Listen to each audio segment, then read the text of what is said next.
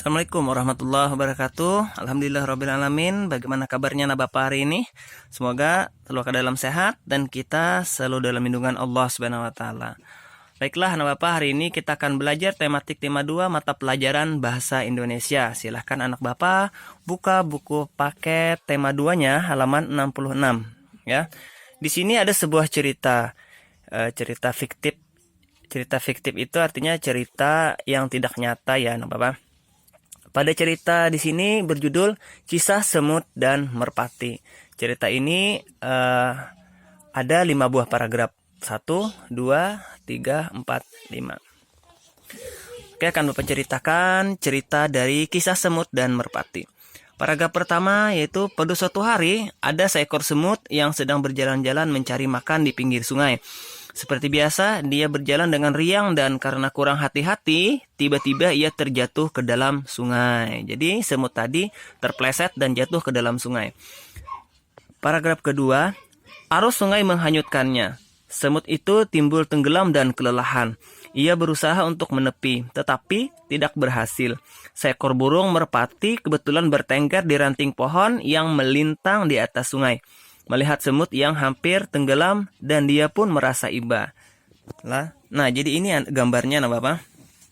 Semut yang hanyut tadi, dia hampir tenggelam timbul kayak gitu. Jadi kebetulan di samping sungai ada pohon dan kebetulan ada merpati yang bertengger.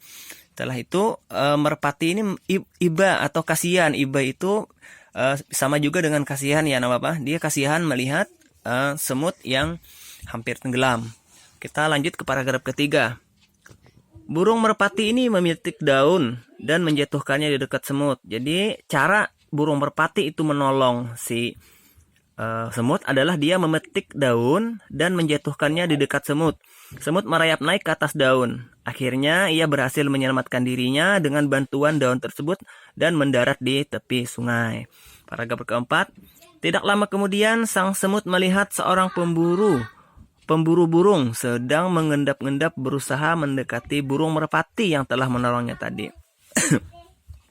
Semut menyadari bahaya yang membayangi merpati yang baik tersebut.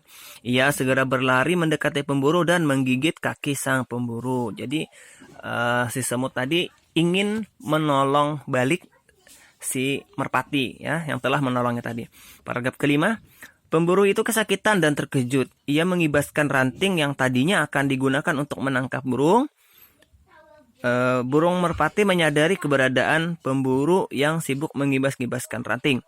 Akhirnya sang burung pun terbang menyelamatkan dirinya. Nah, jadi karena terkejut, si pemburu tadi akhirnya dia mengeluarkan suara dan gerakan-gerakan yang diketahui oleh merpati.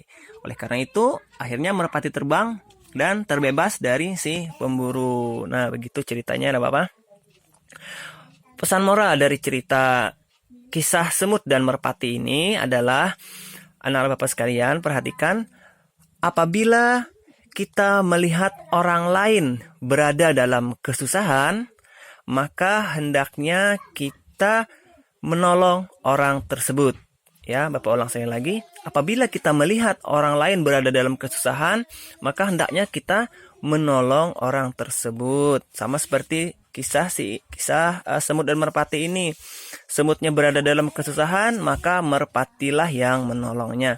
Karena kita adalah manusia, adalah makhluk sosial. Kita saling membutuhkan satu sama lain, saling tolong-menolong, saling bantu-membantu satu sama lain. Seperti apa yang Bapak sampaikan pada pelajaran sebelumnya, yaitu apa yang kita tanam, maka itulah yang akan kita tuai. Sama seperti merpati ini, dia berbuat baik kepada si semut. Dan akhirnya dia kembali ditolong oleh si semut. Karena dia berbuat baik kepada semut, maka semut pun akan berbuat baik kepadanya. Begitu juga hanya dalam kehidupan kita sehari-hari ya anak Bapak. Kalau anak Bapak suka berbuat baik kepada orang lain, maka tentunya orang lain pun akan berbuat baik kepada anak Bapak. Jadi apa yang kita tanam, itulah yang kita akan tuai. Apabila kita berbuat jahat kepada orang lain, maka kejahatan pun akan bisa menimpa diri kita. Seperti itu. Ya, mungkin itu saja pembelajaran kita hari ini. Mudah-mudahan menambah pengetahuan serta wawasan anak bapak sekalian. Mohon maaf atas segala kekurangan. Assalamualaikum warahmatullahi wabarakatuh.